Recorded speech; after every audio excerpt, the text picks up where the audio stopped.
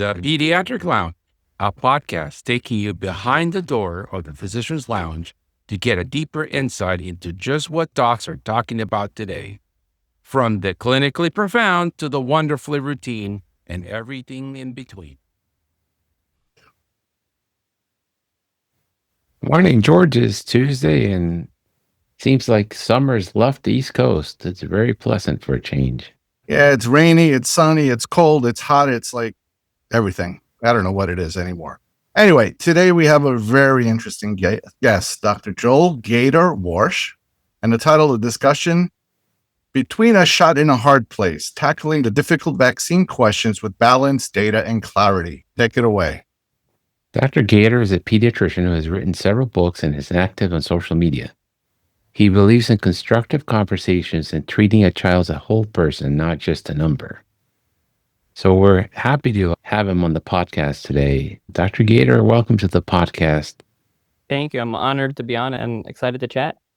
Yeah. Now, we always ask, why did you become a pediatrician? And in your case, more importantly, you're not just a pediatrician, you take a holistic approach to taking care of children. So why both? I guess as the pediatrician part, I just always loved working with kids. I actually grew up on the East Coast as well. I grew up in Toronto. And of course, I got to play hockey. I played some baseball as well. And I used to coach my brother in his hockey and baseball and just loved working with kids, and then started working in summer camps. And just, I always loved getting ahead of issues and working with kids. And I thought it was a lot more fun than working with adults. So I was always going into medicine to work with kids. And the integrative part's interesting for me because I wasn't particularly holistic minded or integrative minded growing up. I met my wife during residency at Children's Hospital Los Angeles, and she grew up more holistic minded and more a holistic minded family and ate pretty healthy. And I realized starting to eat her food and thinking a little bit in the way that she thought, that I started feeling better and started doing a few courses outside of the regular residency on functional medicine and integrative medicine. And I thought it was really interesting and a lot of it was useful. And I feel like a lot of my training, it's all woo, it's all out there. And I learned a lot of it really wasn't. And a lot of it was focused on diet and exercise and sleep and things that were really important. And I was like, oh, we should be learning about this too. And so I just try to balance the best of both worlds. I'm not against medicine at all. We give medications in the office, but I just really wanted to try to blend the best of both worlds as best as I could. And that's how I practice today. I think that's such an important point because the first thing that they teach you as a pediatric resident in the medical history of your child is how much is he eating? What is he eating? Does he poop? Does he not poop? What does a poop look like? How many hours of sleep you get? And that's that every history you take, you ask those questions. And so it's a little curious to me when people are afraid of integrative medicine that's asking the same exact questions. Are you balanced or not? And I think we get that impression, like integrative medicine is so woo-woo and out there. And it can be. And there are people that selling all kinds of things and get way out there and doing things that are dangerous. Just because something's natural doesn't mean it's great. But there is a lot of evidence and a lot of research on natural items. And there's nothing woo-woo about diet, exercise. Like, these are basic foundations that we all learn about, but we don't talk that much about it, and we don't spend that much time in pediatrics on it, I think. And I think it's really important. It is. I think it's less so in adult medicine because it's just easier to write a prescription than to go over what your diet is. And you don't necessarily have the time. I think that's a big factor in modern pediatrics or adult medicine. Like you really need a lot more time to cover those things. Like, how can you cover diet? And even if you have a 20-minute visit, which you don't usually have, how do you cover a kid's whole diet? How do you have long discussions on these things? It's just not very practical in the modern system, but it is really important. It is. So how important is nutrition and poop to the human being? I think it's one of the most important things. I think that's one of the biggest factors leading to the chronic disease epidemic that we're seeing. I don't think we're eating in the way that we were ever meant to eat. So much of our food is ultra processed. It leads to inflammation. And we literally built to what we eat, right? If you think about plants or other animals, if you don't feed them good food, they don't make it. If we're eating a bunch of ultra processed junk food, then we're not getting the nutrients our body needs for the immune system to function, for our gut to function properly. We're dealing with chemicals and toxins, and your body has to do something with that. So yeah, I think it's maybe the most important thing. Certainly the most important thing we're not focusing on. And how does breast milk affect the biome of the baby versus cow's protein? Yeah, I think that's one of the most important factors for our newborns in terms of their health. And I think we've come full circle. And I do think that's a good thing. We're getting back to understanding how important breast milk is and just how much of a benefit it is in comparison to formula. We're very lucky that we have formula, and kids do great on formula, and we're lucky that we have it. But you just still can't replace breast milk. And there's bacteria in there, the probiotics that you really need that you're not necessarily getting the same versions of from formula. We have the immune globulins, we have the anti-inflammatory components. So I think it is actually really important to set the stage for health. You just get an immune boost that you just can't get from formula. So I think there are certain benefits there. You can do great on formula. I'm not anti-formula in any way. I think it's amazing that we have it and some people need it. But I think we should always be promoting the natural as much as we can, which is breastfeeding. And I think we went in the other direction 30, 40, 50 years ago. And I think we're moving back towards promoting and encouraging it as much as we can, because we're not cows, we're humans. And so we're lucky that we can drink cow's milk and we can do great with it, but it's not the same thing as a mother's breast milk. It just isn't. And that's a good dialogue to have with a parent, because we're seeing in the newborn nursery, pretty much everybody is encouraged to use breast milk. It's the best, has all the immunoglobulins, it helps the baby, and so forth and so on. But every now and again, they push it a little bit, as they do in anything in medicine, push it a little bit too far sometimes, where it goes into a lot of anxiety on the mother's behalf that she doesn't produce and she's a bad mother and crying. And then you might need a little pumping or a little supplemental formula. But I agree with not using formula from the gate on everybody. That was right. I agree with that totally. I think that's very important. And we don't want to shame anybody. We don't want people to think that formula is bad or you shouldn't be able to use it. I think what I want to see, and I think what we are seeing lately, is just a shift back. I think when we were growing up, there was this shift towards formula. Oh, it's okay. You don't need to breastfeed. This is easier. We have this for you. And I don't think that's true. I think we want to be encouraging people, if they can, to breastfeed, because there's just something we can't replicate in formula. But at the same time, if you need it or your situation is such where you're going to do formula, that's totally fine. And it's totally reasonable. And I think the health benefits are certainly there based on the research, but it's not a massive difference. And so I think that we just need to encourage it, but not make anyone feel bad if they can't. Yeah, sometimes medicine, I've seen it, it goes from extreme to extreme. I don't understand why we can't just meet like in the middle somewhere, whatever the topic may be, which is a good segue to our main topic. So I have one more question, because I don't know, so that's why I want to ask you. I think that the cow's protein in milk is very pro-inflammatory, and it can cause a lot of problems, not only in the newborns, in children in general. Also, giving people milk, 3 glasses of milk a day, each glass has got almost 200 calories, and they're liquid calories. And on top of that, they're laden with sugar, because lactose is nothing but sugar. And so is that protein, that cow's milk, inflammatory to the human body? Not to the calf, obviously, but to us, because it's so different? I think the research is quite mixed on this. I think depending on who you ask and which nutritionist, they have very different opinions on it. Some people are very pro-milk, and I feel like the conversation has moved somewhat away from cow's milk over the last few years. I think a lot of parents are choosing to go dairy-free or not really do as much milk, as opposed to when we were growing up, it was like, milk's so good for your bones and everyone's got to drink all these glasses of milk. I think the biggest issue probably with cow's milk is that a lot of people just don't break down the enzyme very well. I think we have a lot of people actually with lactose or lactase deficiency, and that's actually much more common than people realize. I also think milk might be inflammatory, but I feel like what's worse now is the way that we're treating cows and the way we're getting our milk. And so I think there are a lot of issues with the milk that we're getting when it's mass produced, as opposed to a little bit more small batch. So I think the milk isn't even probably as good as the milk it used to be, based on the fact that we're lots of hormones, lots of chemicals, the feeding lots, all these things compared to a happy cow roaming out in the pasture. It's probably a little different in terms of the milk as well. Yeah, I do think for a lot of people it's inflammatory. Certainly of anything that you see for kids, if you take out milk and dairy and gluten for a lot of kids, they seem to do better. So I don't think it's a problem for everybody, inflammatory for everybody, but I do think there are kids that do better without it. Yeah. I think some kids just don't tolerate it. I don't drink milk, but I don't either. I used to. But I love cheese. I love cheese, but Me too. I can never eat enough cheese. Okay. And so then a lot has happened. I think the last 5 years, this is my very personal opinion. I think in the last 5 years, we've lost a generation of parents and a generation of kids. And so one of the questions that always pops in my head is, why do 90% of parents refuse a COVID booster? I think, especially with COVID, there's just so much frustration over the last 5 years about mixed messaging, change messaging, feeling forced to do something they didn't necessarily want to do. And so there's this pushback now. I know for sure there has been an increasing hesitancy in vaccines for a while. And I think COVID pushed people over the edge.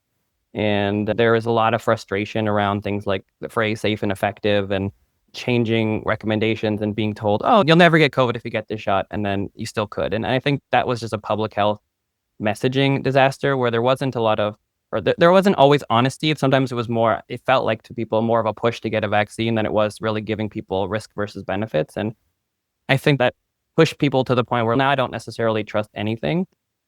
Also, for kids especially, most kids do quite well with COVID. It's not usually a very serious disease, certainly at this point. So I think that there's a lot of hesitancy and there's just a lot of mixed messaging. And I think that's really frustrating for parents where we're sitting today, where you have one world of information you're getting from one side where it's like COVID vaccines are great and they've saved millions of lives and trillions of dollars. And then you have a whole other side of evidence where it's like the COVID vaccine is the worst thing ever and it should be pulled from the market and it's the worst vaccine ever and it's killing more people than it's helping. And that mixed messaging is very confusing, I think, for parents. Yes. And frustrating. And there's just a lot of back and forth right now.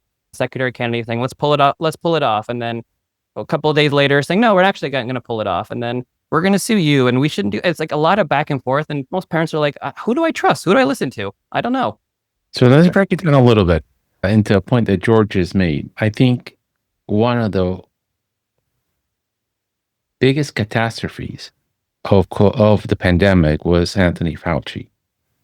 Not because he's not a good human being, not because he's not a good colleague, not because he's not smart, but he's living in the 1920s where the chairman of the department tells you, walk backwards. And if you don't walk backwards, you will not graduate from medical school. And everybody walked backwards and didn't ask.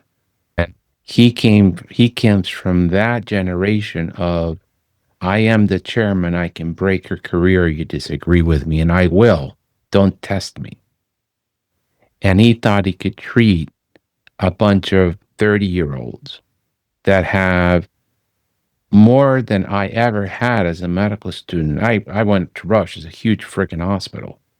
It has a whole floor of books and journals at my disposal. We had keys. We could go in after hours if we wanted to research something.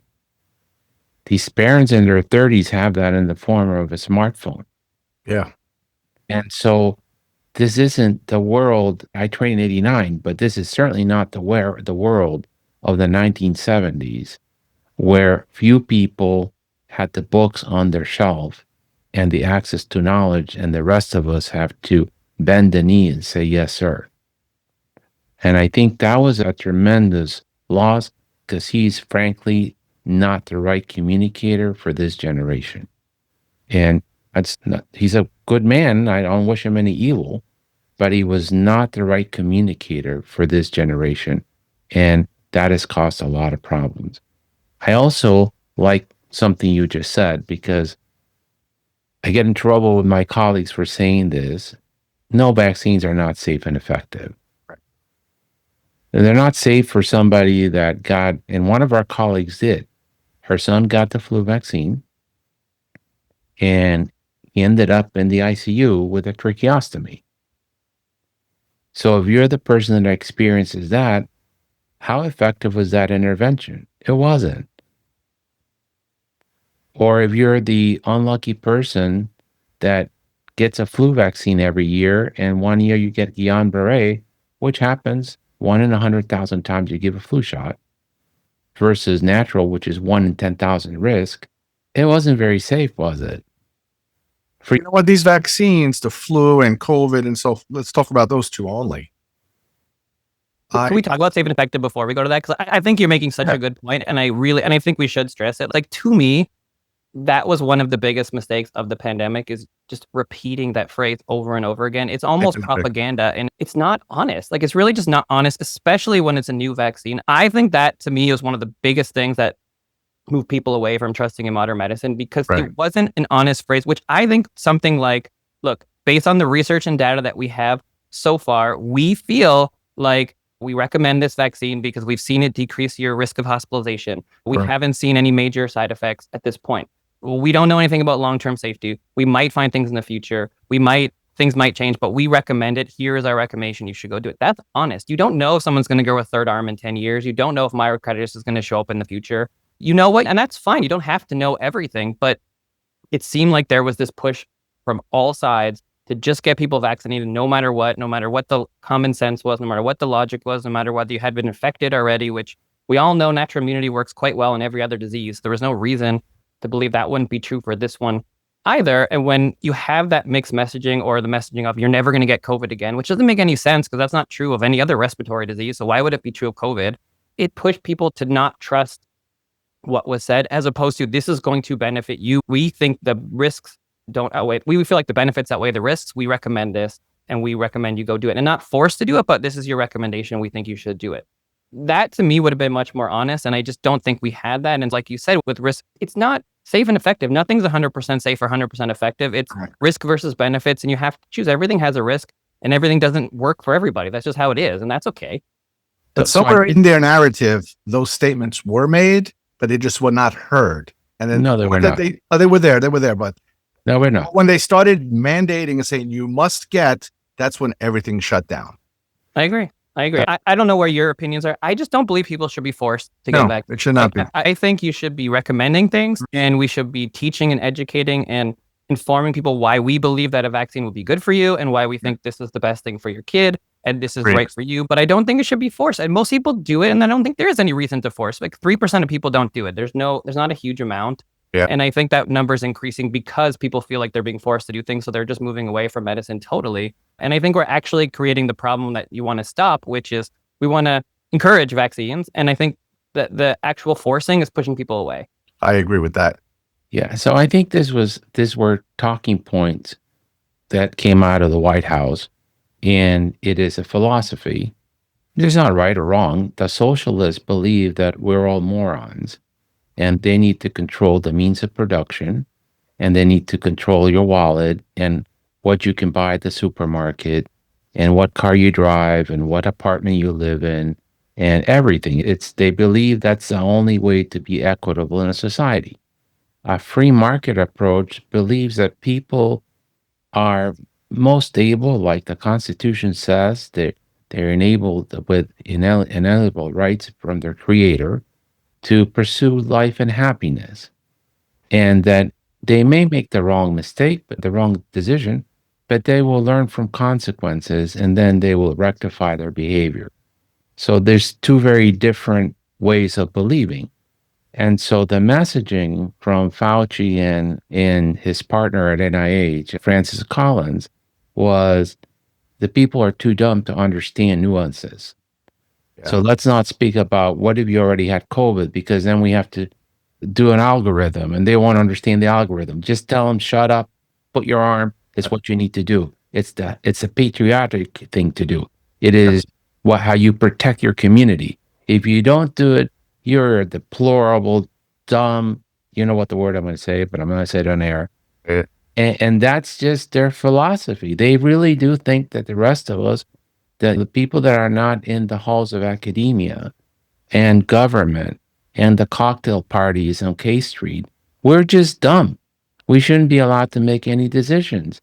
And like I said, when we started, during COVID, the young parents had a cell phone.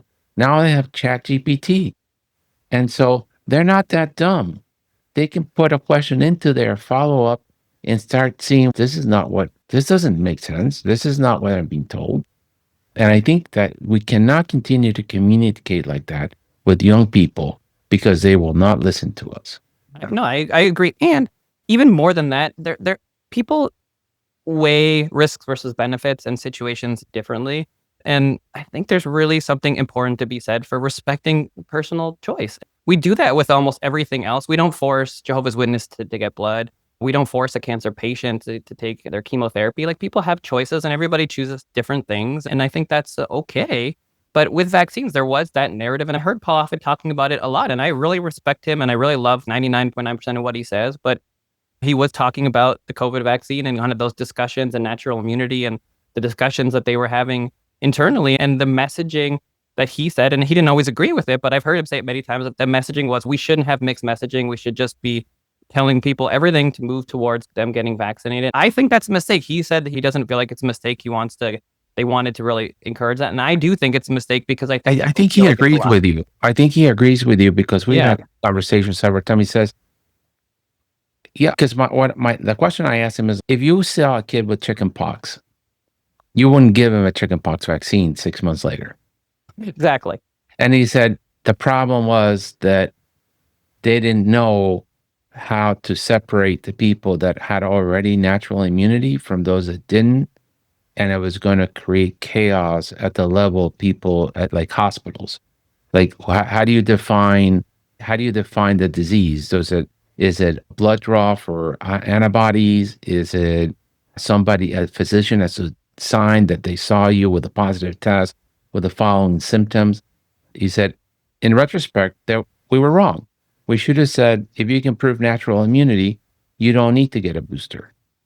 And you don't need to get the 3-part series. The more complicated one, and we're going to have him on the show this month too, is what do you do with a 3-month-old that gets COVID? Does he need the COVID, the first 2 shots? And if he does, when and why and where's the evidence? And Paul will tell you, because I had my niece at 4 months get COVID. Okay. And he'll say, she's really young. I don't know if she built up enough T-cell memory to protect her. I probably would give her 2 vaccines. But that's an unknown. We don't. Right. But can I answer that? I think the answer is not to give blanket statements that we know things that we don't know. I think the answer is exactly what you said. You say, look, here's what we know, here's what we don't know. And we come up with this list of questions like we always do and say, okay, let's study those things. Let's look at the evidence. What does the evidence show? Let's present that evidence. And then you create a report or whatever is done that's disseminated to the doctors. And you say, here's the evidence. Here's what we recommend in general in these special situations. And then here's the pros and the cons. And then you leave it up to the doctors to discuss and the parents. And everyone's going to be different. And maybe some people are going to say, I got COVID, I don't think I need it. And other people will say that they do. And I think that's okay to just be honest with what we do and don't know. Yeah, I think, but that goes against like public health protocol, and they don't like that kind of stuff. They want it black and white. No, so it's very interesting. I'm sorry, but I want to make sure that we are all in alignment on this. Dr. Bay and Marty McCary and Dr. Atlas and Jay Bhattacharya just wrote a piece that was published yesterday. And they make that point. Public health is nothing more than recommendations. And when we lose what Dr. Gator is talking about, when we lose the ability for the physician to talk to the family in front, explain the benefits, explain the risk, and say, this is why I really feel strongly that your kid, because he has type 1 diabetes, get a booster every year for COVID, because if he gets a COVID, the COVID's not going to be the problems. The prednisone, I'm going to put him in, then he's going to spike sugars, then he's going to get ketones in the urine, then I'm going to put him in the hospital. I just rather not go through that journey with you. But the public health is meant to give guidance. And then each individual duad, a physician and a patient, must decide what's best for them. And that was lost during the pandemic because of Fauci's leadership. He really did not want that decision-making process to be local or between the physician and the patient. He wanted to be the same for all. Yeah, I agree, but I wouldn't put it all on Fauci. I think I agree with a lot of what you're saying. I think this is a bigger problem in medicine, and this has moved in this direction just in general. It's not just Fauci. This is medical boards and other locations and vaccine rules and all sorts of things that I think, just in general, we've moved farther towards moving away from recommendation almost to do what I say or you're not in my office anymore. Do what I say because I know best, as opposed to a partnership. And I think medicine just in general has moved a little bit more towards that direction. Not everybody, obviously, but I think that's been almost a common theme amongst many different areas in medicine. And there's a lot of pushback now because people feel forced to do things they don't want to do, or they're worried they're going to be forced to do things in the future that they don't want to do, hook up their brain to whatever thing, or give up a kidney, or take 40 shots or 70 shots, or whatever it is in the future. It's not now, but what if tomorrow we come out and say, oh, we have 50 new mRNA shots that could work for 50 new diseases. Everyone's got to go get it. I think people are worried that that's in the pipeline based on what they saw, and they haven't seen any sort of discussion like we're having around the nuance of, look, you have to have these discussions, and I'm not against 1,000 vaccines could be a great thing, maybe, right? But you have to weigh the pros and the cons, and not more isn't always better. Not everything is good for you. The dialogue in the room is very important, I think. And because of this COVID, we kind of lost that. Have you seen what other concerns are you seeing with the other vaccines? I'm seeing it personally where because of the COVID, now I'm hearing stories with other vaccines that the people are refusing. Yeah, hesitancy is for sure an all-time high. I think there are many concerns around vaccines. It's not necessarily new, but it's certainly more pervasive because, just like you said, I think people are more savvy to it. And a lot of adults never thought about vaccines, I think, very much. Like maybe they had their kid vaccines and then they just haven't had a vaccine since, maybe a flu shot. But it didn't really cross their mind until COVID, unless you had kids, because you're not really getting a lot of shots in general as an adult. So I think this kind of brought that to focus. And then people are like, oh, now I'm hearing about vaccines. Let me go look at this. Oh, how many shots I hear by far the most concern right now is, oh, how many shots are we giving to kids? Most people remember having 5, maybe 10 shots when they were a kid. And now they look at the schedule. And if you look at every individual one, it could be like 50, 70, and it depends on how you define it. But a lot more than when we were kids. And I think that is the first concern that people say. Do we really need all these shots? Is it too many? What's my risk of having a reaction? Like that's by far the most pervasive concern that I've seen. Right. They got so many things when you have this conversation. And this is a very cool conversation. But one, I think it's time for pediatricians to lead the change in reassessing the number of vaccines we're giving. Because there's different vaccines and different purposes for vaccines. So if you're going to tell me you're not going to vaccinate your kid for measles, that I have a real problem wrapping my head around that, because not only you're putting your kid at risk, you're putting everybody else's kids at risk. If you're going to tell me, I saw kids die from meningitis, from Hib, from pneumococcal meningitis, from meningococcal meningitis. And so I really fear taking care of a patient like that. And so if you're telling me you don't want to give the Hib vaccine or the pneumococcal vaccine to a 2-month-old, I'm so sorry. You have every right not to give it to your kid. But I also have a right to sleep soundly at night and not be woken up in the middle of the night one day and tell me Bobby's got 102 fever and say, yeah, don't worry about it. I'll see you in the morning. Because 98% of the people got the vaccine, they're not going to die from meningitis. And then your kid dies at home because I forgot you're the one in the 2,000 panel that doesn't get the Hib and the pneumococcal vaccine. I don't want to live like that. And I'm not judging you as a parent. I'm just saying I'm not going to be complicit in that. And I can't sleep at night like that. And so you need to find another clinician who can tolerate that level of risk. Because it's not me. And I'm old. And I don't have time for nonsense anymore. And so if someone says that they got a newborn, they didn't give him vitamin K, they didn't give him erythromycin, and didn't get the hepatitis B shot, what that tells me is she doesn't believe in the kind of medicine I practice. And that's okay. I mean, like the Jehovah's Witness doesn't want blood products. Somebody else might decide that they are of a certain age, have lived a good life, and their cancer prognosis is 75% death at 2 years. They don't want chemo. Yeah. I used to try to dialogue with them and ask them, why don't you want to get the vitamin K? Sometimes they used to give you an intelligent explanation. Now it's talk to the hand. It is, but There's no reason why. They heard about it. Somebody said, that's why I don't want it. What is the reason for the lack of vitamin K? Why don't they want it?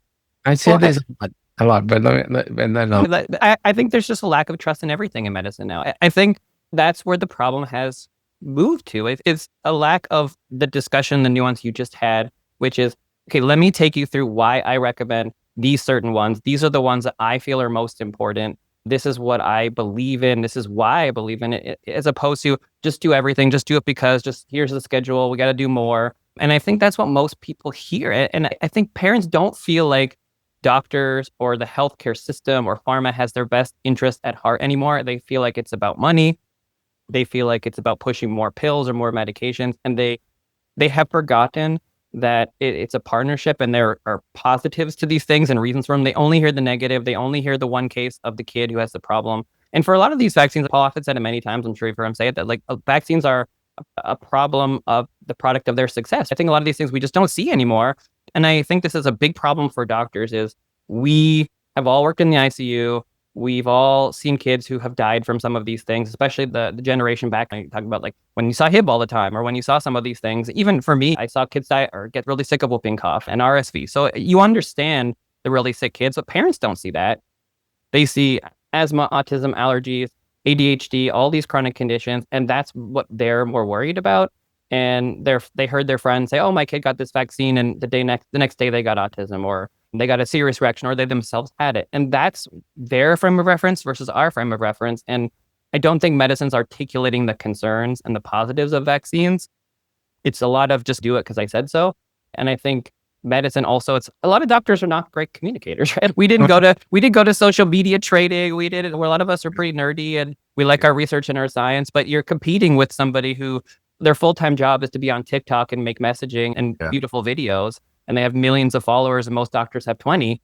There's a really big power difference right now on social media because the messaging is not coming from doctors. It's coming from other people, and doctors have not united to explain to people why they believe in vaccines so much. And people are not seeing doctors unite to prioritize. I think prioritizing would be really helpful. Like, we don't necessarily need every kid to get diphtheria, or we don't necessarily have to give every 2-month-old polio anymore. Maybe, I don't know what the things are, but like we can prioritize measles and HIB and say maybe some of these other ones are less important. I don't know. I think that's the messaging that would make people more comfortable to see us talking about not just more, but priority. Yeah, I think in our office, discussion needs to be heard.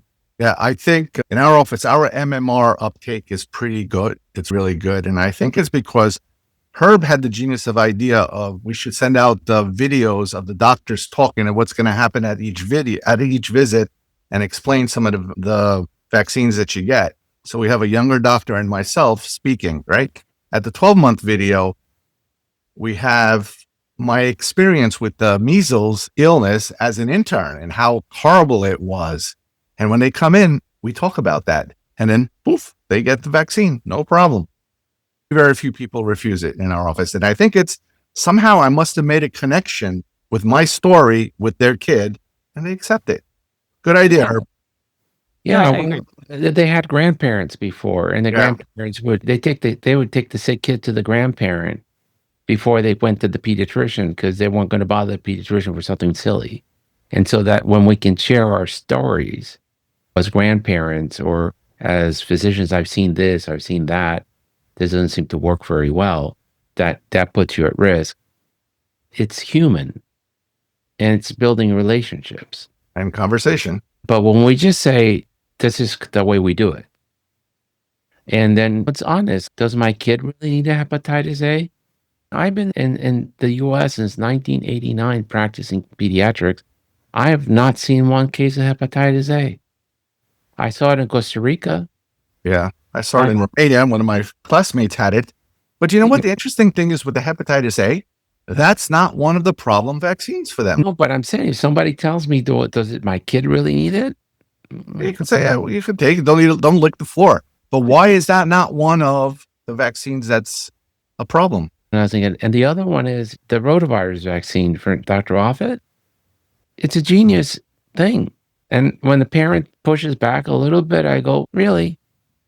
We know how to treat dehydration. We have plenty of IV fluids, but it's miserable. If your kid gets rotavirus, it is a miserable experience and you're going to get sick and it's just miserable. The stench of it, you'll never forget it. Yeah, but that vaccine was promoted as a way to reduce hospitalizations Once in children. in North America. Mhm. But that vaccine in Colombia or Costa Rica or Africa is a lifesaver. Yes. Plus, there's no access to IV fluids as there is in America, and children still die in the sub and underdeveloped world from dehydration. Right. So these nuances, of course, we don't have time to go over all of them in a visit, but these nuances, not just shutting the conversation down, I think are important. And so maybe we don't do the rotavirus vaccine here 2 months, but let's come back in 2 weeks and revisit the issue, see if you feel comfortable then. And maybe they change their minds, maybe not. But as long as they get their polio vaccine, their hip vaccine, their pneumococcal vaccine, their whooping cough vaccine, okay, I can live with that. I keep working on the other stuff. Yeah. So I think it's important. I think what Dr. Gator's doing is very important to have these conversations, not only in the exam room, but within our colleagues, to tone it down, to start the I can't say the word, demonizing Secretary Kennedy. I'm not a fan of him. I'm not a fan of any Kennedy, but we got bigger fish to fry. And so we have to just be deliberate in our messaging, and positive messaging sometimes is better accepted than just talking points and name calling. And those are very important things in my mind. What do you think? Yep. And I think one of the biggest keys that we can do in medicine right now is doctors is come together. I think if we can have some nuance and we can have some conversation and we can have these kinds of conversations, then it's going to drop the anger level significantly in the population. I think even with Secretary Kennedy, I think there's some room for some conversation there, some nuance and finding some middle ground. And yeah, we're not going to agree on everything, and that's okay. You don't necessarily agree with every politician on everything anyways. But I think if we can go back to a little bit more nuance, a little bit more discussion, a little bit more risks and benefits, and ultimately the schedule may not change at all. But if we're having these conversations openly and honestly and having discussions and debates and talking about the pros and the cons and helping people to understand the risks versus the benefits for each disease, why we have the vaccines, and I think that's very helpful. And I think if we honestly can acknowledge that we really don't have great research and data on long-term complications from vaccines, which we really don't, then I think that's important. It doesn't mean you shouldn't do it, but it does mean that we shouldn't be saying it's anti-science to discuss those questions. What we should be doing is trying to figure out how we can do more long-term research and studies, because we're adding more and more vaccines. We have new ones just recently, like RSV and COVID. So we don't have a great understanding of, if you get a vaccine today, does that increase your risk of something 5, 10, 20 years later? We've never done a prospective study. We've never followed people forward.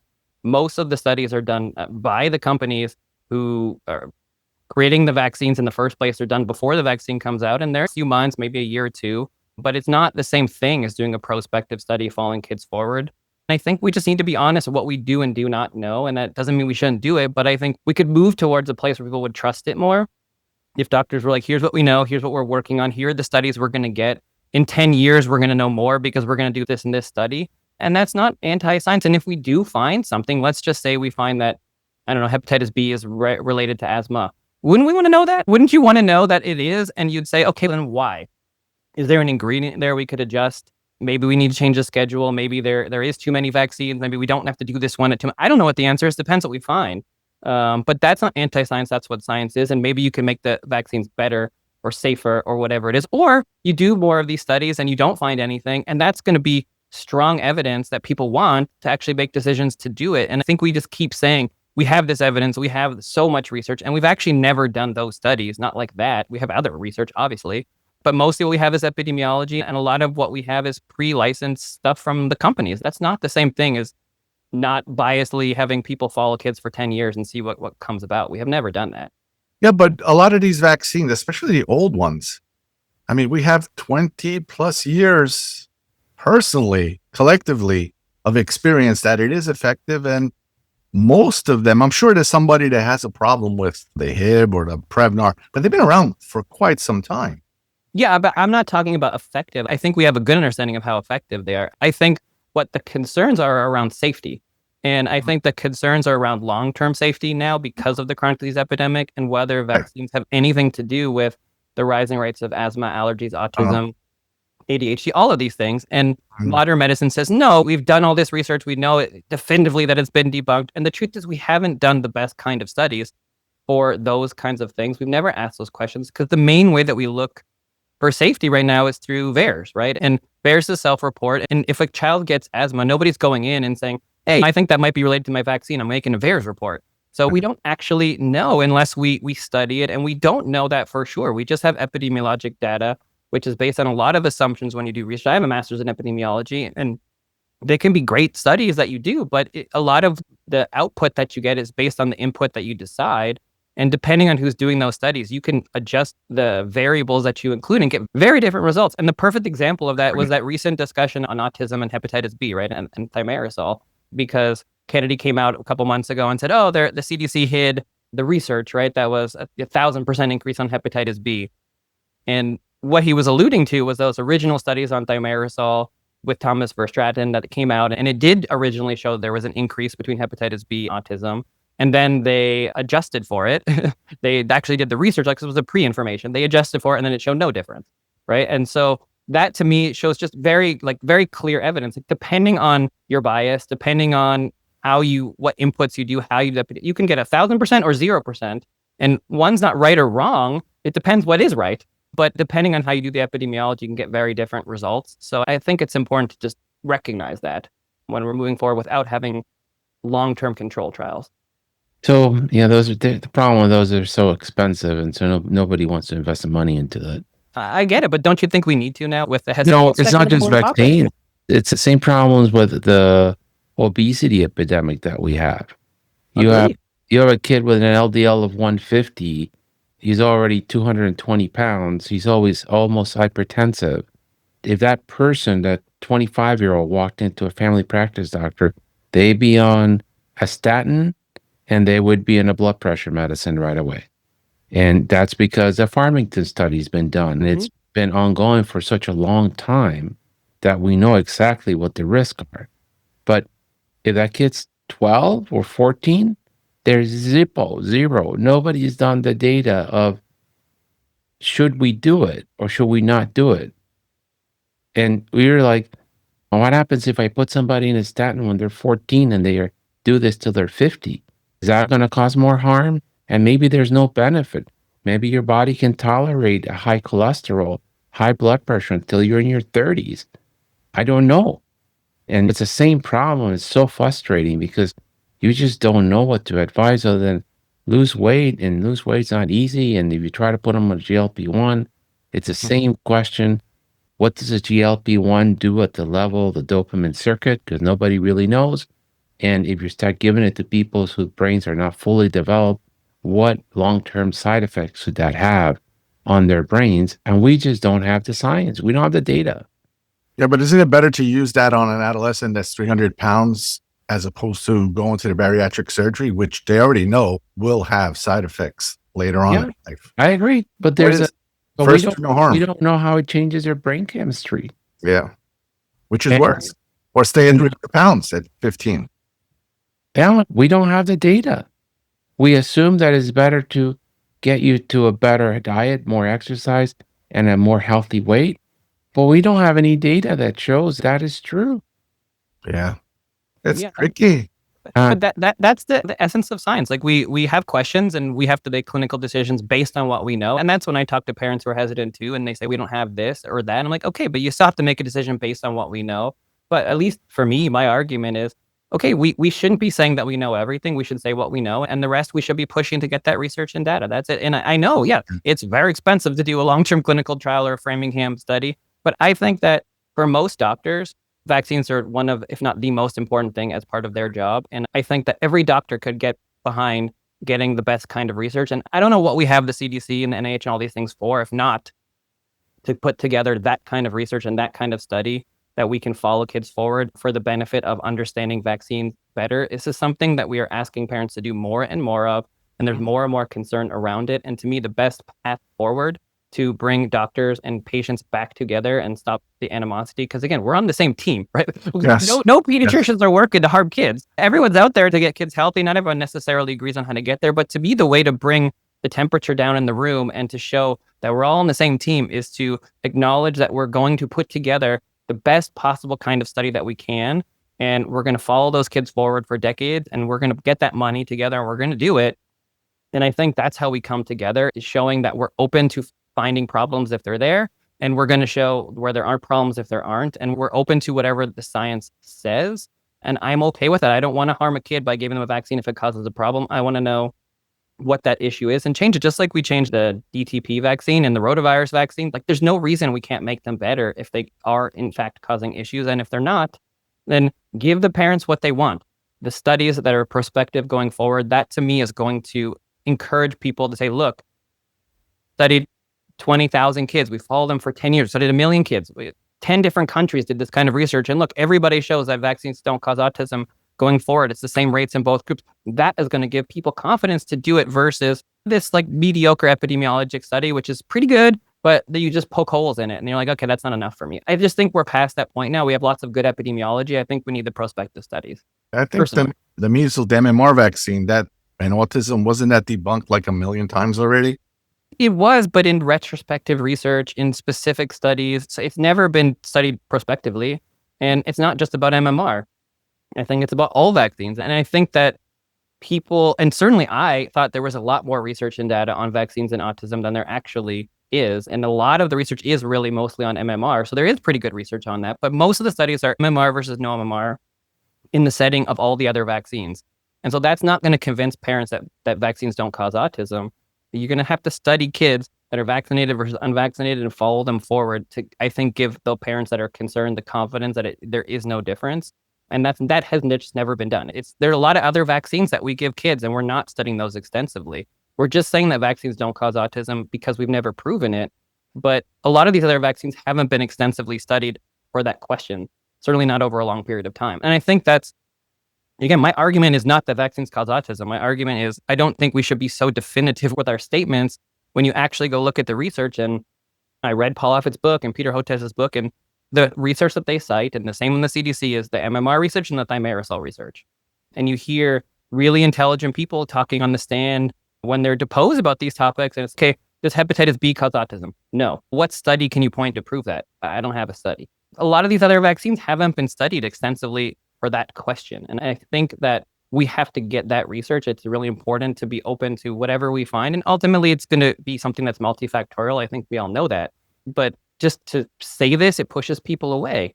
And I don't want that. I want people to be able to prove, here are the 10 really good studies that we've done following kids forward that look at all vaccines and see here's what we found. That has not been done. Yeah. What is your experience? I'm curious with like these combo vaccines. My experience, honestly, has been just fine. I've never personally seen really horrible reactions. I think that most people tolerate them just the same as the other vaccines, and it's a lot fewer vaccines, and I think that they do fine with them. I know there are concerns around them, but I don't think that those concerns are extremely warranted. I think that they're pretty equivalent in terms of their risk, I think, to the single vaccines, at least from what I So my experience has been in the office setting that parents do not want a lot of vaccines at the same time. Correct. But I feel like combo vaccine is a lot of vaccines at the same time. There's just one poke. It is. I think the one poke is easier on a lot of people than from a... Yeah, but we're talking immunologically and mounting an immune response, and they're very young and things like that. So my biggest thing that I get with parents is they don't want a lot of shots at the same time. They'll prefer to come in a little bit more frequently, but just don't do a lot at one time. I don't agree with the come in and get one, because that's never possible. In my office, it is. So again, I agree with you, and I have all the different kinds. We have the single ones, we have the combo ones, and I'll talk about it. And I would say, more people do the combo shots than not, but it's probably somewhere in the middle. But I will work with whatever people are comfortable with, and at least for my practice. And I know it's not practical for every office, and other places that have different socioeconomic statuses have more difficulty getting in. For me, for most of my families, it's not a problem for them to come in. So I don't have a problem if they want to book more visits and come in and do one at a time. And they still generally end up getting all the vaccines, but they just go slower, and maybe they're Yeah. coming in once a month. I don't personally have a problem with that. If that's their choice, I just think it's a lot more work for them. But if that's what makes them happy, then so Yeah. be it. Every time I did the one at a time, it's always been like guaranteed failure. I think I succeeded once, but the 2 at a time, that does work. What do you mean by failure? Like they're going to get their vaccines, they're going to go until 3 and they're still missing their NMR, for example, because they forget to come. It's too frequent. But the 2 at a time, I think works. Yeah, I haven't had that experience personally. I have people get it. I'm in California, so people have to do it for school. So it does push them to get it done, I think, without me having to do it. And I also think that is also some important research we should be doing. Let's look at different schedules. Let's look at how things are different. Do we see increased risks of disease if you're getting 1 at a time or 2 at a time? I think all that stuff is really useful. And it's not just about getting them versus not getting them, but I think you can also have something to be said for risks, benefits of different vaccine schedules, way things people do it differently. Not everybody does a US schedule. So there are other countries that don't start the same time. There are other countries that don't do some of the vaccines that we do. There are other countries that give the meningococcal vaccine to kids. Everybody does different things. So it's a little arrogant to think that we are the only ones and do it always the best. There is always improvement to be had, I think. Yeah. So what's the beef with mercury, and why should we care at this point? I think the beef with mercury is just the general concerns around mercury that people have had for forever, or not forever, but I think more recently in the last 20 years with food. So you go back to the late 1990s, early 2000s, somebody said, hey, there's more mercury in vaccines than we're allowing in food. And it's a different kind of mercury, but is that safe? Is that not safe? And it's one of those things, again, that makes you really think when you're practicing. Didn't someone really think of this when we were doing it? I don't know. Like, it just wasn't really a thought process, I guess, back then in terms of safety. Also, they were doing more and more vaccines, so kids were getting more and more thimerosal. And it was never proven to be harmful, but out of an abundance of cautions, they took it out just because mercury doesn't sound good. It's obviously a different form of mercury, which is supposed to be, and at least based on the science we have, not as concerning as the mercury in fish. But the word, I think, is very concerning. Metals are concerning to people, and we're injecting metals into people. And so they were like, oh, let's take it out. And we did take it out of pretty much all the vaccines except the flu vaccine. And it's back in the news again because of the discussion on taking it out of the multi-dose flu. I don't know that it's ever been proven to be harmful. I don't have any problem if we have single-dose flu vaccines to take it out. I think precautionary principle, probably it's safer. I don't know. Just like personal likelihood, I feel like it probably is, but there's no evidence to support that. So that's why it's back in the news. Yeah. You're very young, so I'm going to show you something. Okay. This is what we grew up with. It's a rectal mercury thermometer. I would beat up on your desk. Natural things. Now they're banned because they're dangerous. That's what we told mothers. Right. Forget about the mercury thermometer. Go get yourself a digital. Then we told the mothers, don't eat tuna because the mercury in the tuna can affect the brain development of your child. And then we put mercury, and I know Paul explains the difference between one's like the alcohol I drink in my bourbon, and the other one is like the one you use in rubbing alcohol, and one makes you happy and the other one will kill you. Okay. But most people don't have the time to get that sophisticated. The darn thing is out of the vaccines. There's no reason for panic. It hasn't been used because the EPA asked all the manufacturers to get it out of the single dose vaccine in 1999. We're done with that discussion. It doesn't make the vaccine more, it's not an adjuvant. We're done. We have enough money in America to use single vial doses. We don't need the mercury in there. We don't need to scream. We don't need to worry about it. It does probably, the ethyl mercury probably does nothing to your body. But why are we still talking about it? Because it's in the news now. Why is it in the news now? I don't understand. Because Kennedy was wanting to take out the multi-dose flu, so it's back in the discussion. But they wanted to take it out of the multi-dose flu, so they are taking it a multi-dose flus now. What's wrong with that? Well, nothing. Nothing. That's what I think. I think we need to pick our battles. And I think that's not one we should die on. I think there's a logical argument to be made. And even if we're wrong, then just exactly like you explained it, we have demonized mercury and everything else. So then to ask people to inject it into their kids, even if it's a different form, seems like an odd hill to die on when you have another version that's at least equally safe. I could bet you $100 that if a kid was dying and I told the parent, the only way I can save his life is I give him a shot of mercury, 2 milligrams. In his eyeballs, they would say, do it, doctor, whatever you need to do to keep my kid alive. Okay. But since this doesn't make the vaccines better, why do we care? I don't know. I don't either. And I don't give mercury vaccines. It doesn't make any sense to do it. And if it creates hesitancy in individuals around vaccines in the discussion, let's remove one fear from parents and let's move forward. I agree. There's no need for us to die on this hill. I think it's hurting us. It's hurting us. The white coat organizations fight on this is hurting us. But why are they talking about it? I don't understand. It's politics. It has nothing to do with science. But the white coat organizations are doctors. It's medicine, not politics. But it's getting political right now. This year it's been political, and I it's think all politics. It's politics. What do you think of the AAP's announcement on? Wait, we'll get there. That's what I was pushing on that. Okay, so you reviewed the aluminum study out of the Danish, and you had some criticism about the design. What was that criticism, and why does it matter? Yeah, okay, so I would say, number one, as an epidemiologic study, pretty good study overall. It's as big as we've seen, or one of the biggest, comes from a very reputable organization, and 1.2 million kids, following them over a long time. I think all of that is good. I think with the design, there are some questions which you'd have with any epidemiologic study of why they did things in a certain way. And I don't know the answers. I don't know their motivation. I think they made some choices that are interesting. We didn't see charts of just the raw information of like how many kids in each group had what or the other. They had statistical models. They excluded the most concerning kids that were young, which is important for vaccines. There, you didn't get to see kids that have certain genetic conditions. They excluded them. They excluded issues before 2 years old. They excluded kids after 5 years old. So those are just decisions. You have to make decisions with every study, but those are important things I think if I was doing it, I would want to include. They didn't separate out the kids with no vaccines, which I think is always the biggest question for parents. Like when a parent asks the question of, does vaccines cause autism in my kid? I think that what they're looking for is a kid with no vaccines versus a kid with vaccines. Is there a difference? And they had that research and data and they could have included it and they didn't.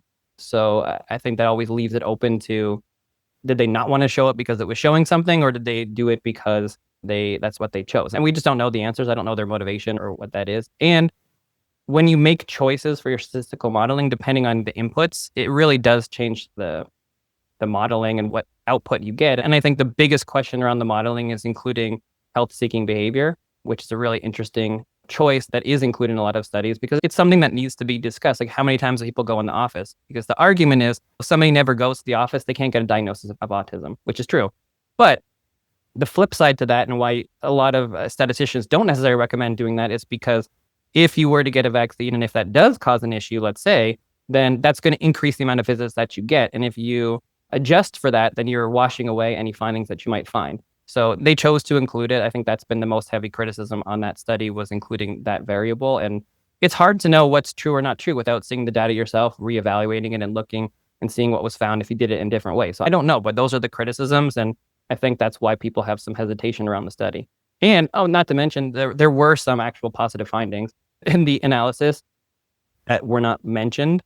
And it was just blanketly stated that there were no associations when there actually were a few, but not very clear or obvious associations. If you look at the autism, if you look at the medium versus high, there actually is a positive, statistically significant difference between them, but not between the low and the high. So I think that's a more important statistical finding. But there still was a positive finding, and they didn't mention that either. So all those things have been criticized because it actually isn't true to say that there were no findings. There were. But so overall, it's a well-designed study that showed that aluminum seems to be safe. Based on that study and based on the way that they did it, yes. I think that there's nothing inherently wrong with what they did. I think it's an excellent overall study. I think there are questions for it, which there are in every single study that you ever have. And without knowing their motivation or whether they adjusted things in a way that was self-serving on vaccines, there's no reason to say that or believe it, but it's possible, of course, with every study. So the ultimate conclusion is that. But I think it is really interesting when you look at a lot of the research, because there is some real concern around the data when almost all of the findings show that you actually have lower risk for the disease in their study when you have more aluminum, which is a very odd finding. I would expect it to be a little bit more, a little above, a little below, but not statistically significant. Most of what they found was actually decreasing risk with aluminum, which brings up a very big concern around overfit for the adjusting too much. So I don't know if that's true or not, but that's a concern that people have. And I think it's a reasonable concern. Okay. And so aluminum's everywhere. Apparently, breast milk has more aluminum than all the vaccines that we give. That is correct. There definitely is more aluminum in what we eat. I still think that it's not the same thing as injecting something. So Okay. I think that the argument is a reasonable one when we eat a lot more aluminum than we ever inject, and it's a very small amount. But I still think the argument to be made by people that are concerned about aluminum is, well, injecting it's not the same. You're injecting it with a bunch of other things. How does that happen? How does that body handle it? Maybe you inject it into an artery or a vein. Maybe for certain people, I don't know. I don't know what the right answer is. We know what the mainstream just we're taught, but those are the concerns around aluminum, at least, and that's the discussion. And so then the big problem, and I know you can't answer this question, but this is the got you question is, in mercury, it doesn't make the vaccine better. So who cares? I would push for every vaccine in the US to be single dose, pre-filled syringe. It decreases the number of risk of, even if it's just theoretical infections or somebody drawing the wrong dose up. It just makes it easier. But the non-attenuated viral vaccines do not work if we don't put the adjuvant. Correct. So what do we replace this? Because then there's a risk versus reward. This is less aluminum that you get from breastfeeding, and you don't die from meningitis. If I take it out of the vaccine, then you have no risk out of whatever the risk of aluminum is, but I can't make you immune against meningitis. What else? What do you replace it with? I think that's the second question. I think the first question that people have is, does it cause a problem? Because if it doesn't cause a problem, you don't need to replace it with anything. If it is causing issues, let's say if you study it and it is, then that's the second question. Okay, so do we have other options? Can we replace it with something safer? Or if we have concerns around it, then do we want to minimize the amount of aluminum containing vaccines we give? Is there a certain age where if we give it later, maybe it has less of an effect? I don't know the answer to that, because that would be contingent on the fact that there is an issue with it if you're proving that. But if you were saying like, okay, let's say that study was different, and at the end of the day, it came back and said, look, there's a higher rate of everything with more aluminum. Okay. So then you'd have to say, okay, then what do we prioritize? Like that doesn't mean you shouldn't do it, but maybe we prioritize the Hib vaccine, and that's the one we want to make sure we give some in a kid, and maybe we move hepatitis B to later, or maybe we have to put some money and focus into, all right, we're seeing aluminum causing issues. Let's find another adjuvant. Let's find one that works just as well, that doesn't cause as many issues. I mean, those are the two questions to me. I think that's a very fair question. If there was another adjuvant that worked, was just as effective and didn't create this concern, then that would be great. But I don't know that there's another one. That's where we're stuck. I looked into it a little bit. I'm not like very savvy on that science, but there are other ones that they've been researching. I don't know if it's safer or better, but I do think that kind of stuff is worthwhile. Just like mercury, I think it is worthwhile to put some money into looking into other adjuvants and seeing if we can find one that could work equally as well and at least have the same safety profile, because ultimately, maybe it's worth having more options. Like maybe it's worth, even if you're not saying there's a problem, but if there are a lot of people that have concerns around aluminum, you find some other ingredient that people have less of a concern with, the vaccine works just as well, and you increase uptake. I don't see any problem with that. Maybe you'll never find it, but it doesn't mean that you have the messaging that aluminum is a problem. But just like anything else, like we have organic food, not organic food. Like you haven't proven that it's necessarily totally better, but people want to make a choice. So they have two options and they still get their vegetables. That's what they want. People like their vegetables. So if you want someone to get a vaccine, give them an option with one without aluminum, if that's a possibility. I'm sure it is. There's a lot of smart people out there. They could probably invent a vaccine that works just as well without aluminum. I'm sure they could. Yeah, I agree with your thinking. And I always laugh because I see people buying organic potato chips. It's like, oh, why would you do Still that? potato chips.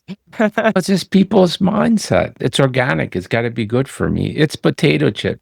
No potato chip's good for you, no matter how it's made.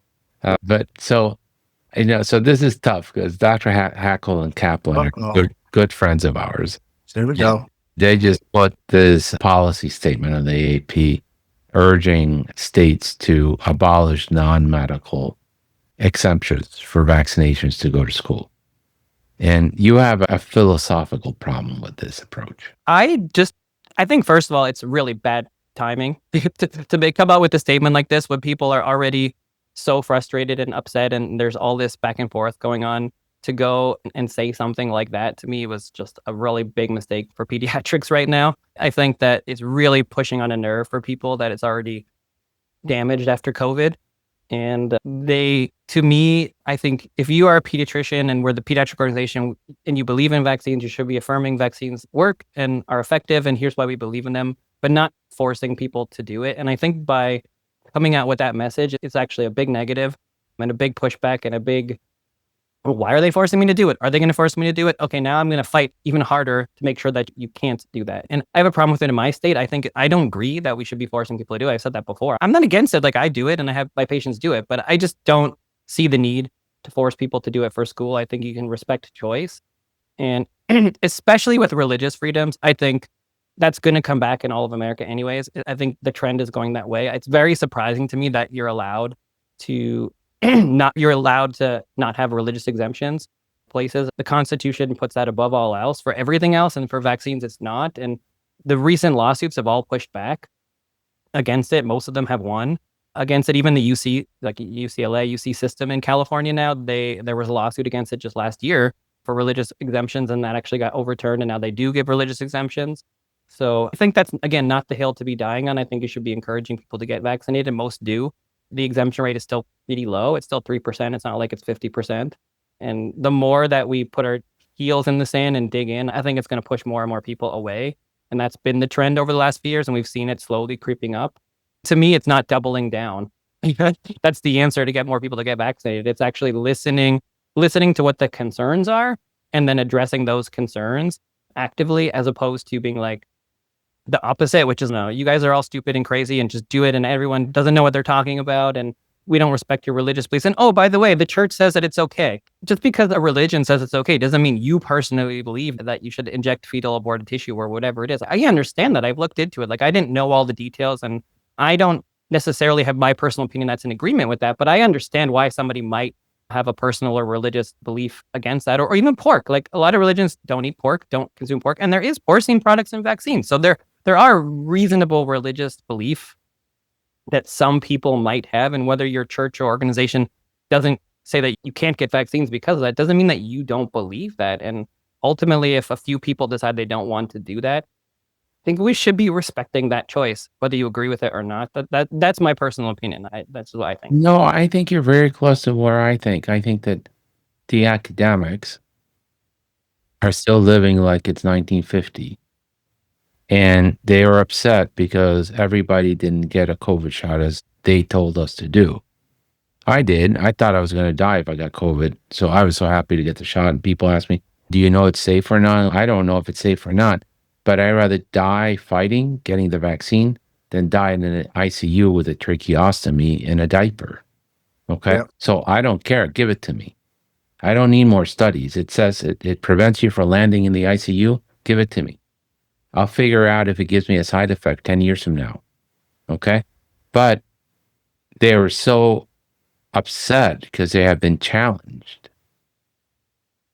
And they are going down the barrel of, oh, we couldn't tell you to do it. We're going to now make laws to make you do it.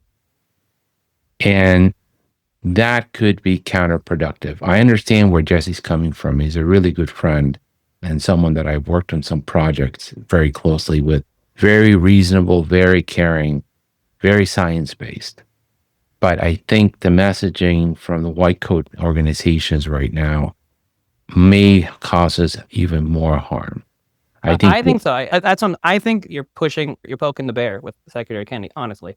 And with this, and any anti-vaccine groups, air quotes, whatever you want to call it, they're pushing back way in the wrong direction, in my opinion, that they're going to actually create more harm and more issues. And when people are already frustrated with multiple other things in medicine and the American Academy of Pediatrics, you're looking at like defunding, you're looking at sanction. I don't know, whatever they're going to be able to do, like you're looking at a huge pushback that I don't think is necessary, when what I think we need is to start partnering with people and win over the parents again and get everybody on our side. I think doctors have really all the power, and we just don't know how to work together very well. We're not good at organizing. We have all the power over insurance. We have all the power over health, and we're letting other people create the messaging instead of partnering. And even with the lawsuit with the American Academy and Secretary Kennedy, my first question to that was, did anybody ever sit down with them and have a discussion about the COVID vaccines and like actually talk about it before the lawsuits? I don't know, maybe they did, but I think that especially with COVID vaccines and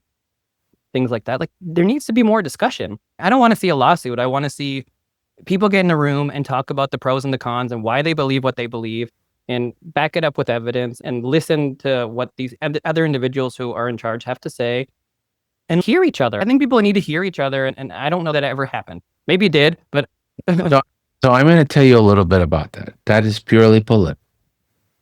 There's nothing more but politics involved in that. Because what Marty McCary at FDA suggested that be done with the COVID vaccine was exactly the same thing that the ACIP recommended in 2021. And it was only high-risk groups should get it, nobody else. And that's in line with basically the rest of the world. That's in line. Okay. And just to tell you the hypocrisy of the people leading, that's not the physicians, it's the managers who are tied at the hip with the DNC.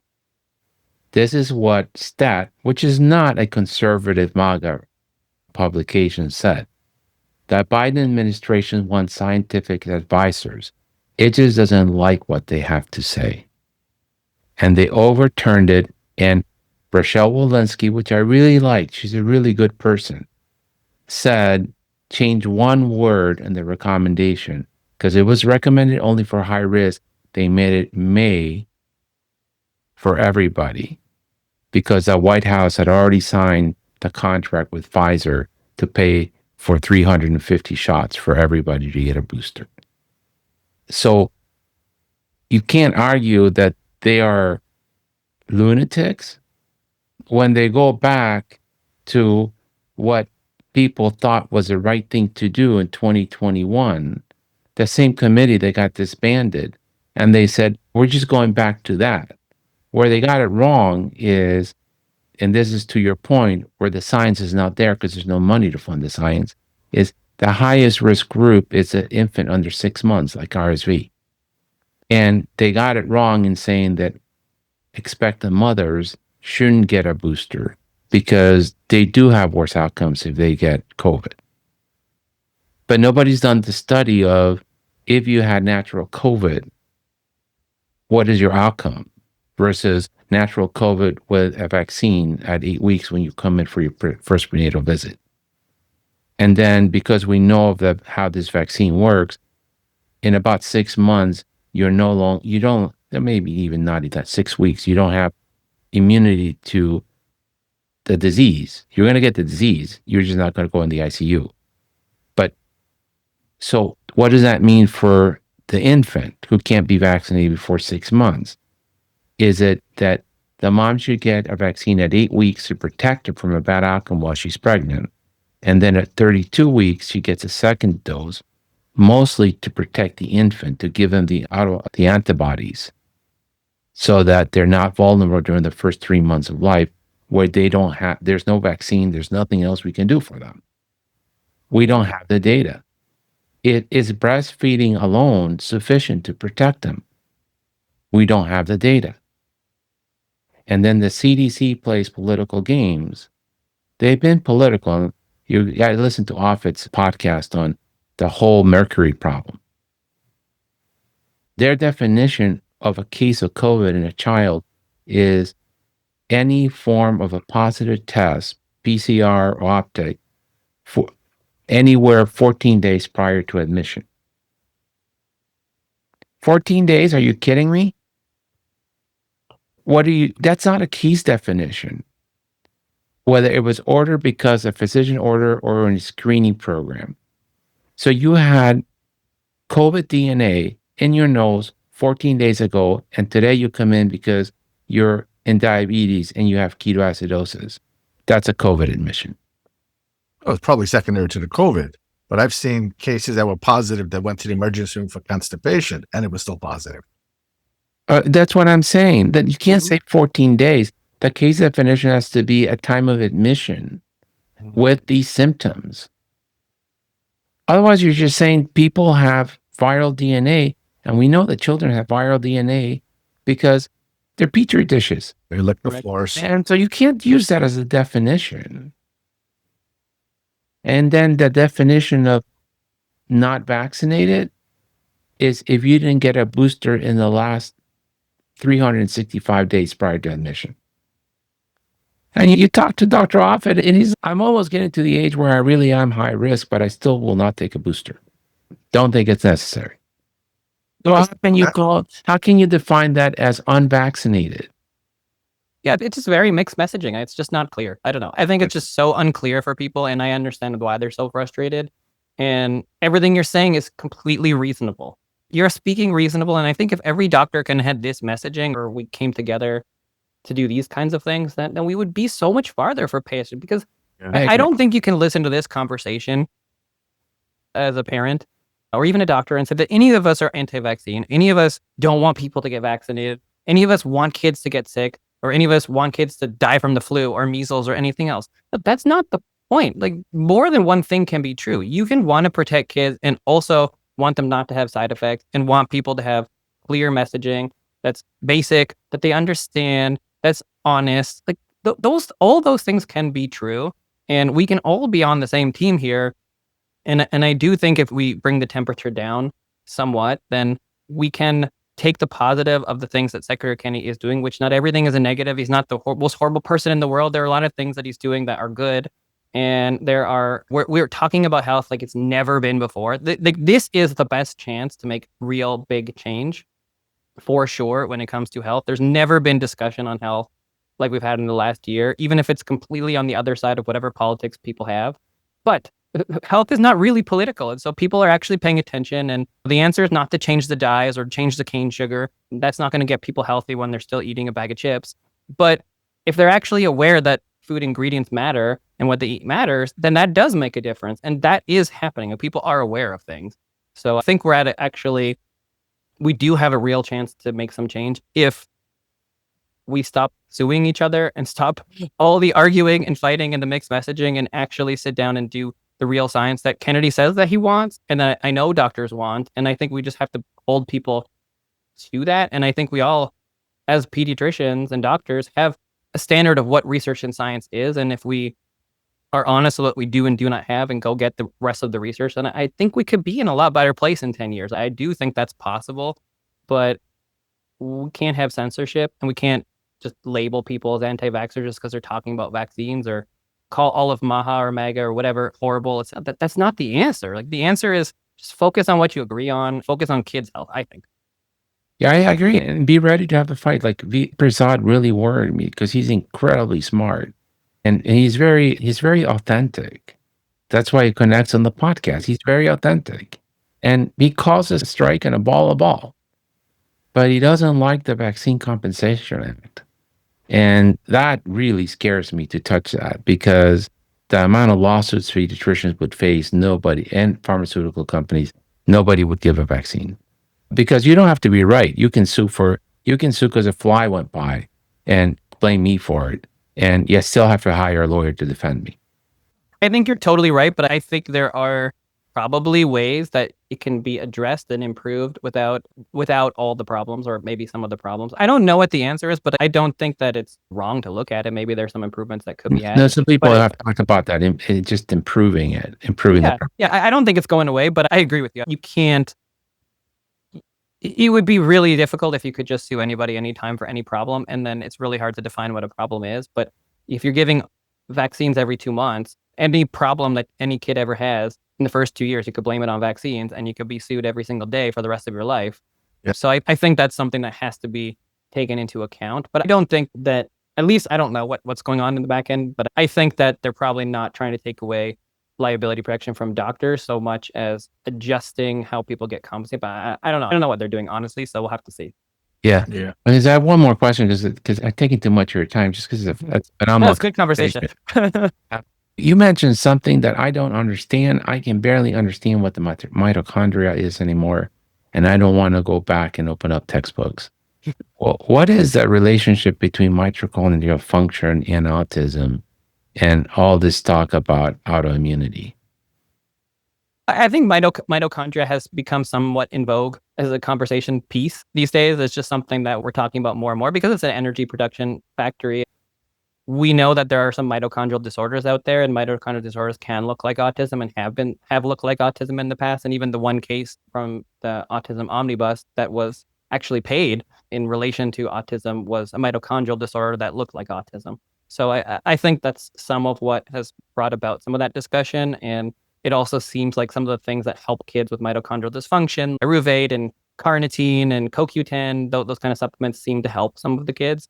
So maybe there is some sort of energy concern for some subset of kids with autism. And I think that's what's brought up some of that information. But I think it's really come into discussion because of Casey and Callie Means' book, where they really focus on mitochondria.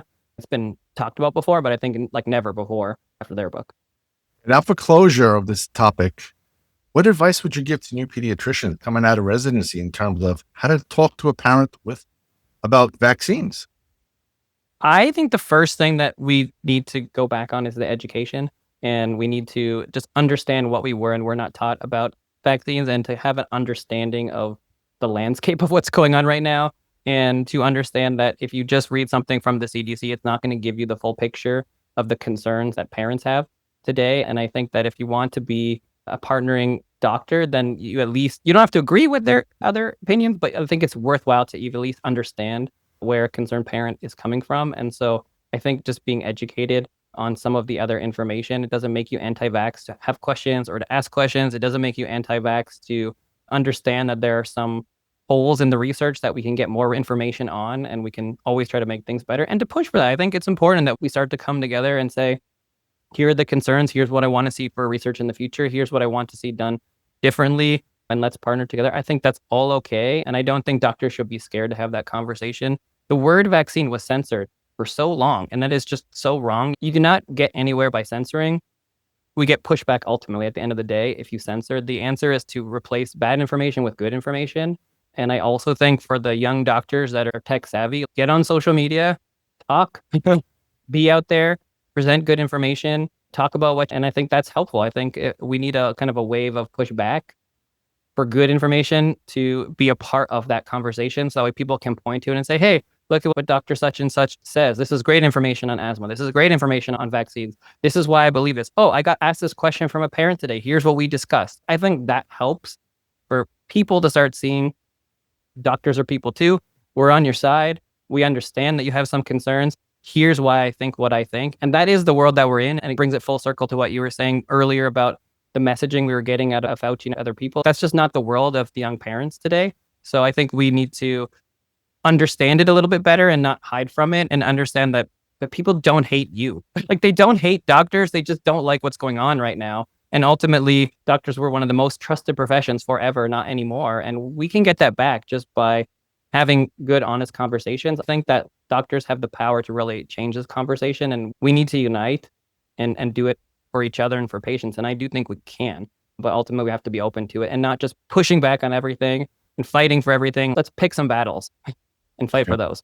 Very well said. Very well said. I think that's excellent advice. Yes, we need to be careful what battles we pick. Yeah. No. Yeah. Right. Thank you. Thank you so much for your time. It was a wonderful conversation. very good. Really enjoyed it. Thanks for having me on. I really appreciate it. I know the conversation can get out there, but I think that was like super respectful. And the reason again why I wrote the book, is not to tell people to vaccinate or not vaccinate. It's to have these discussions, because ultimately, if you want more people to vaccinate or to feel heard, then having these discussions is what does that, I think. What was the title of your book? Between a Shot and a Hard Place. Oh, just like the title. Great. That's why I put Thank it you. up. Thank you. We'll reference the Amazon link on that in the show notes. Thank Have a wonderful day. You too. Thank you for listening. This has been a production of the Pediatric Lounge. On the show notes, you will find links to our co-host and other important notes, as well as a timetable of the topics discussed today. Don't forget to follow us on social media and subscribe to wherever you listen to your podcast. Leave us a great review, as it helps us greatly. In the meantime, we will see you next week. The Pediatric Lounge. The conversations are not intended as medical advice, and the opinions expressed are solely those of the host and guest.